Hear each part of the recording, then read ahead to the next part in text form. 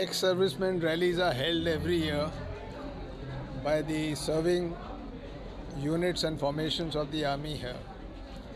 And these are basically to keep us connected with our ex-servicemen who have rendered valuable service during their time. They have served for the nation, they have served in difficult areas, they have borne the hardships. So it is our bounden duty to look after them even after their retirement. So the very purpose of ex-servicemen rally is to connect with the veterans, find out their problems and difficulties. And as you see, we have, instead of them going around meeting people at different places, we have got all offices here. There are medical facilities here, there are banking facilities here, there are people from record offices, there are people from other services which they are lacking. Somebody doesn't have an Aadhaar card, PAN card, everything is available here.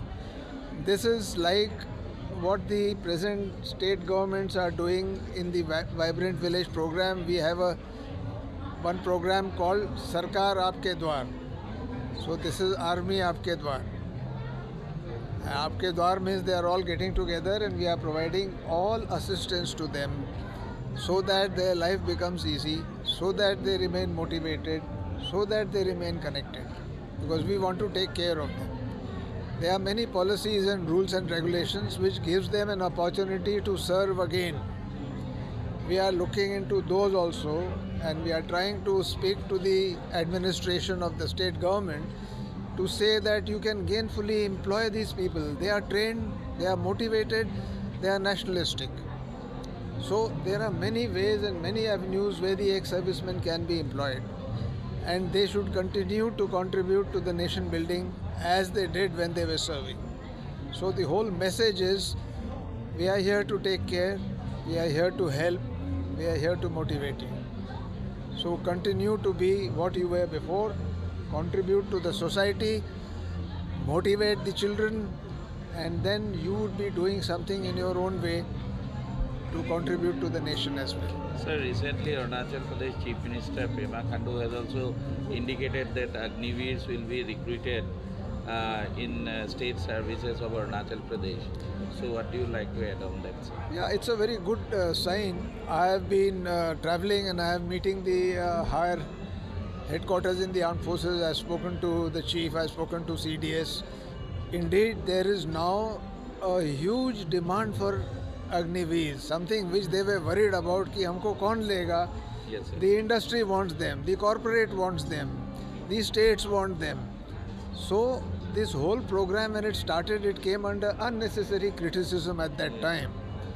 But it has proved them right that a trained person even for 5 years in the army is a wanted person who can fit into any kind of job, whether it is corporate, whether it is a government job, whatever.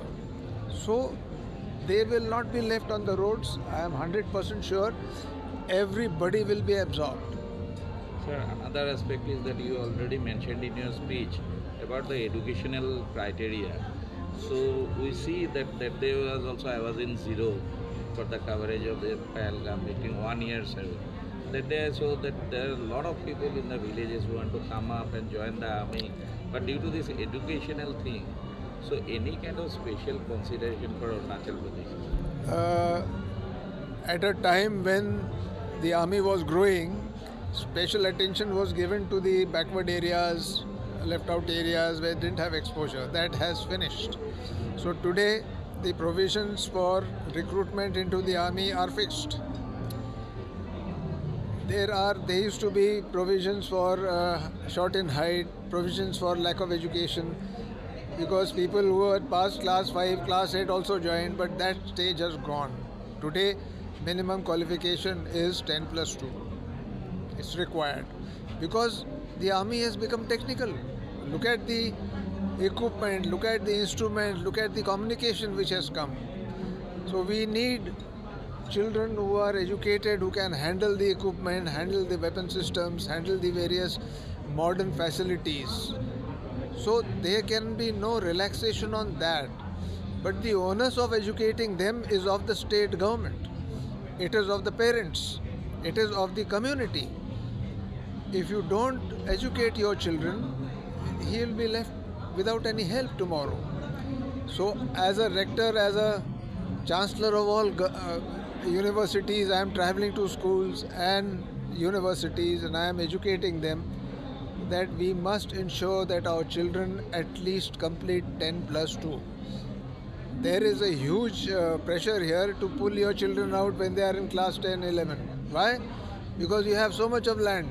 Yes. Who's going to till it? So the parents say, "वो छोड़ दो, इधर आके करो."